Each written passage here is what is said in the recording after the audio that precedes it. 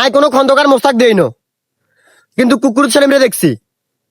আয় কোনো মির্জাফর বেইমান দেই না, কিন্তু নোয়াখালী ফেনী এবং লক্ষ্মীপুর লগে যে বেইমানি করছে হাতে কুকুর সেলিমরে দেখছি। আয় কোনো লিয়াকত লস্কর আর হিটলারে দেই না, কিন্তু তাদের রূপে আমি কুকুর সেলিমরে দেখছি। বাবরাই হাতের লোককে ভিডিও বানাইছি যে যান হাতে আঙ্গ নোয়াখালীর লই ভিডিও বানা, নোয়াখালীর পাশে থা, কিন্তু হাতে আর কল দিয়ে কি জানেননি কয় এটা বলে রাজনীতিক ইস্যু। বাবরা আমরা এখন নোয়াখালী বিভাগ সবাই এটা বুঝি রাজনৈতিক ইস্যু।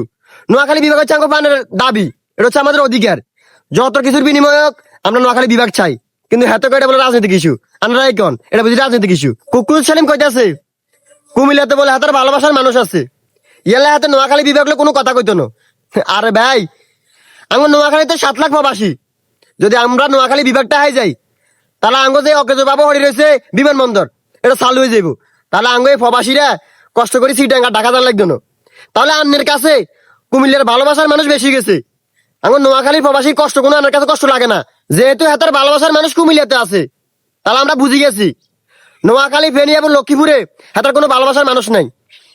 তাহলে আঙ্গ নোয়াখালী ফেনী এবং লক্ষ্মীপুরে মানুষ যারা আছেন তারা ভিডিওটা সর্বোচ্চ পরিমাণে শেয়ার করবেন, আর আজকে থেকে কুকুর সেলিমকে বয়কট করবেন।